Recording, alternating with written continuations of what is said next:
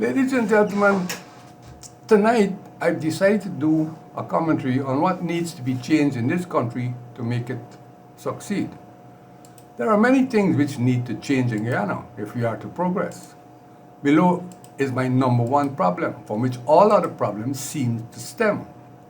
This country is an excellent example of a divided house unable to stand.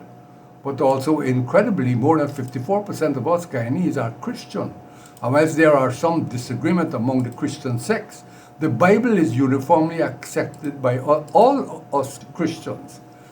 And the Bible tells us, from the words of Jesus Christ himself, a house or a city divided against itself cannot stand. So, to undo this racism which is destroying us, we must remove the racial animosity which exists in this country between our two main ethnic groups.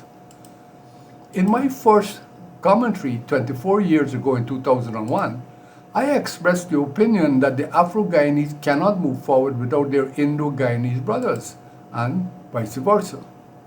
Guyana is like a ship with half the rowers rowing north and the other half rowing south, predictably going nowhere.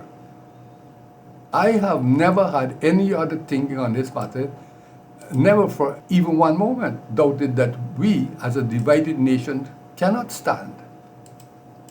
But racial voting is an expression of backwardness and illiteracy and stupidity.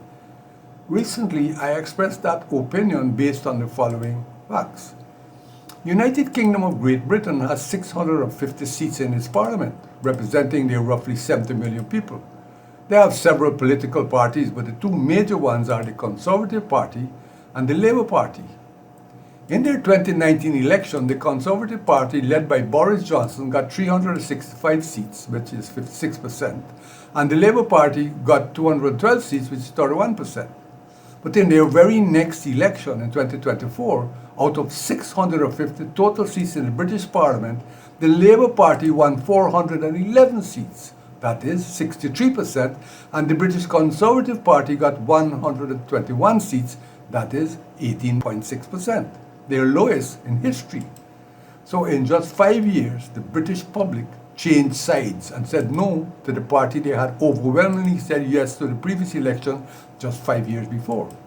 Ladies and gentlemen, these are my rough calculations of this incredible phenomenon.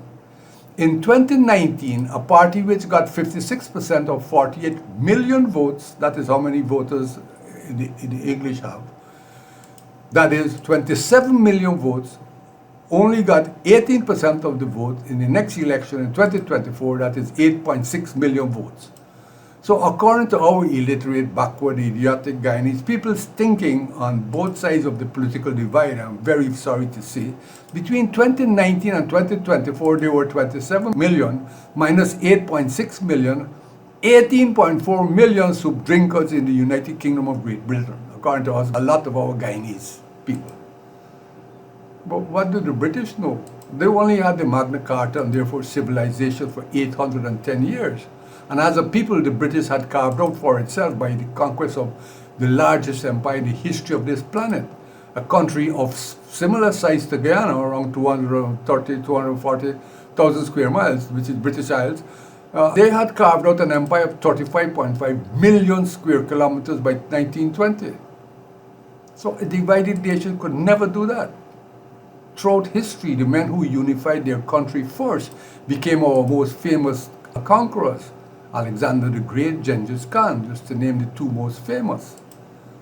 So I am stating my political position clearly. Changing political alliances is my constitutionally protected right to freedom of association. So I will support whoever I want to support because I am voting with my brain and not my skin on issues and not tissues. No political party should expect that they are automatically entitled to anyone's support based on their skin color. It's them who's saying this nonsense, sick and backward, and not me. And I don't care who they are. This division and seeking to perpetrate it has led to many problems. The police in Guyana, for example, have completely lost control of their mandate to protect and serve us. This is becoming glaringly clear since there have been far too many cases of police being involved in the criminal underworld of this country. conducting such illegalities as money laundering, drug trafficking, theft of public property, even extrajudicial killings. And this must raise an alarm in all of us. It's my opinion that this can come about because someone wants to politically and ethically control the police force and is tampering with the ethnicity of the top-ranking officials of the force to facilitate the control of it.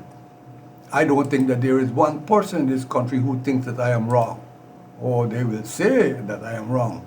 But at the very top of the police force, we have promoted a man in violation of our laws, since according to the law, he could not be promoted since he had already retired and was only acting as commissioner. Whoever it was who violated our laws in that manner to politicize our police force is guilty of the lawlessness, escalating crime, and unsafe situation we are seeing today in Guyana. Ladies and gentlemen, the United States of America has 4 levels of travel advisory to their citizens. The one level is exercise normal precautions. The number 2 level, which is the level above, is exercise extra precautions. The 3rd level, which is the one applicable to Guyana, says reconsider traveling there. And the 4th level is don't go there. As of the 12th of May 2025, the U.S. is telling its citizens to reconsider traveling to Guyana, so we're number 3, due to crime. This ridiculous plan to politicize the police has created a police force which is so corrupt it endangers all of us. And alarmingly, we are falling in international estimations of how we are deteriorating to a very corrupt criminal nation. Number 2 problem would have to be corruption. Today, I will seek to see if we have data which can identify who is causing the corruption in Guyana, and my research has yielded the following.